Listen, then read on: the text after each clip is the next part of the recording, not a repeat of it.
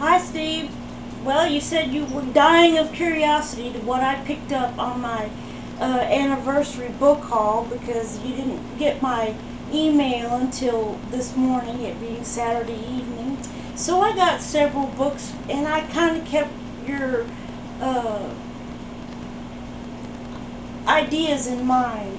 So before I do that, I saw your video and you were talking about 84 Charing Cross Road, and it sounded so good, but the book was so little that I decided to go with the movie 84 Charing Cross Road.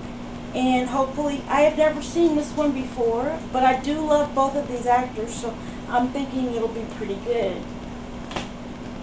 Okay, now a couple of videos ago when you got that extra money on your account at your bookstore, you came home with a James M. Cain book of his chronological order of his books. I could not find that in my used bookstore, but I did find my favorite of the books I know about Mildred Pierce. Now this is going to be one of those situations where I think the movie's going to be much better than the book, but you never know, and he's a new author, so I'm excited to try him. Okay.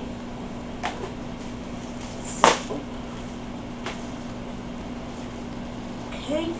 And one of my favorite time periods is World War II, so I happened to find Somewhere in France by Jennifer Robson, and it sounded really good.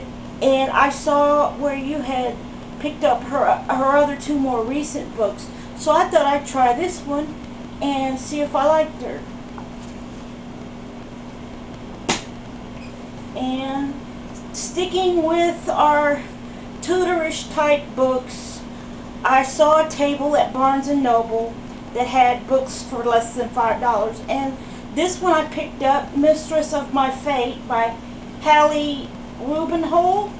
And it says, as the ignored adopted niece of the Earl and Countess of Stavelry, Henrietta's Lightfoot believed that she was destined to lead a quiet life as a lady's companion to her spoiled cousin, Lady Catherine. However, fate had something else in mind, as passionate love and suspicious death conspired to tear her from everything she knows.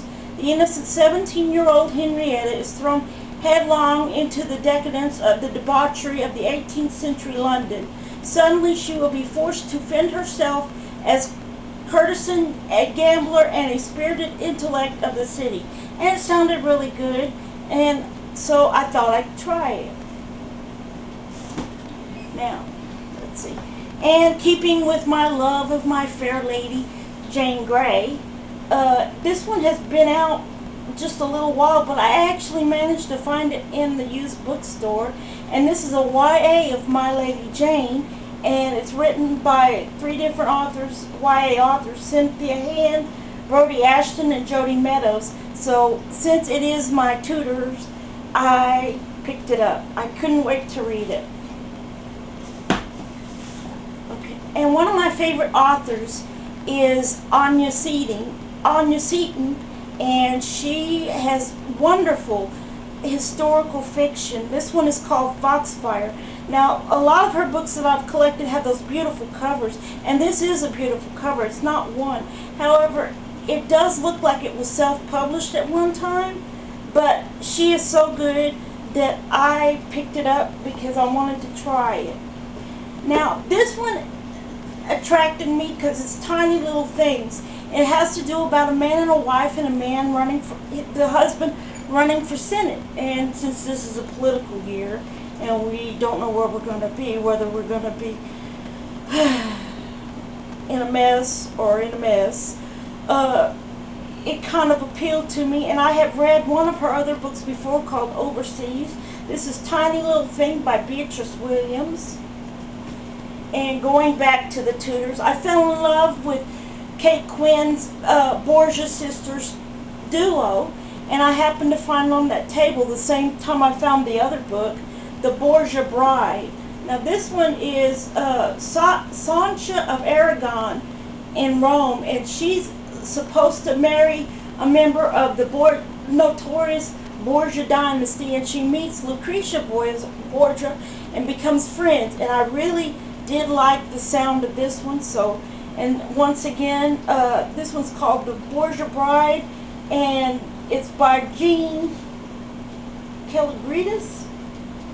Well, sorry, Jean, if I mispronounced your name. But it's blurred by Philippa Gregory, so I thought, well, can't go wrong that way. And the next one I got was, my final book was one called Amy Snow, a Novel, and I picked it up just because I liked the cover. But it has a wonderful story to it, and it just drew me in while I was sitting in the Barnes & Noble bookstore trying to figure out what to pick out from the hundreds and hundreds of books in the fiction and literature. And of course, there was nobody at the customer service desk. So let me know what you think, and let me know how you like my video. I might try doing a my favorite books from book to screen video. Let me know if you think it's a good idea. Have a good day. See ya. Bye.